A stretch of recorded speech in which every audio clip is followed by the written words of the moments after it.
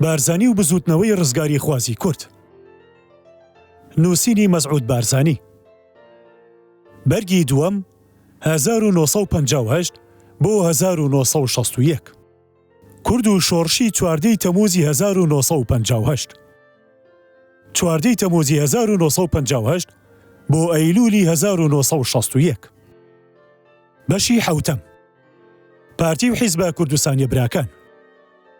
جەماوەری نەتەوەی کورد لە هەموو پارچەکانی کوردستاندا مژدەی ڕابوونی شۆڕشی چواردەی تەمووزی بە شادیەوە وەرگرت و پارتی دیموکراتی کوردستانی عێراق و کوردستانی عێراق بوونە پاڵپشتی بەهێز بۆ حیزبە براکانیان.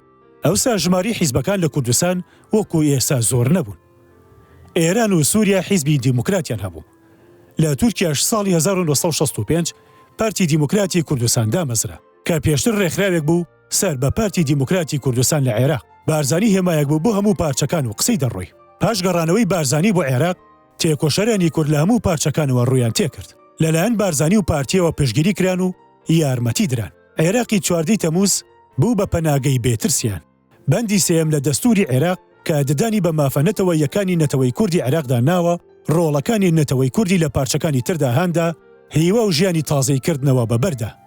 باری حیزبی دیموکراتی کوردستان لە ئێران لە ڕووی ڕێخستنەوە لە باری حیزبەکانی تورکیا و سووریا باشتر بوو.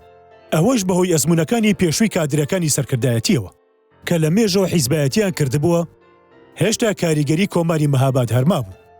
ژمارەیەک لە سەرکردەکانی حیزبی دیموکراتی کوردستانی ئێران پاشۆڕشی چواردەی تەمووز هاتنە عێراق و بە پشتگیری پارتی دەورێکی باشیان جێڕا بۆ بەهێزکردنی ڕێکخراوەکەیان. پێویستە بۆ تۆمارکردنی مێژوو باسی چالاکی و ئەو دەورە بەرزە بکەین کە شەید عەبدوڵڵا ئیسحاقی ناسرا و بە ئەحمەد تۆفیق سکرتێری حزب بینی.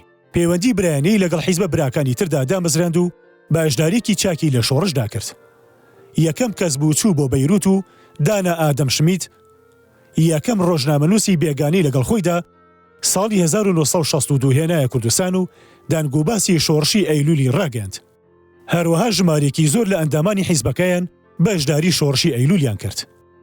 پاشتر باسی ئەو ناکۆکیانە دەکەین کە هاتە ڕێ حیزبەکان بۆ ئەگاداری زیاتر لە پەیوەندی حیزبە براکان و لە یانگری بارزانیدا بۆیان. بڕوانە بەڵگەکانی 23 بۆ 32.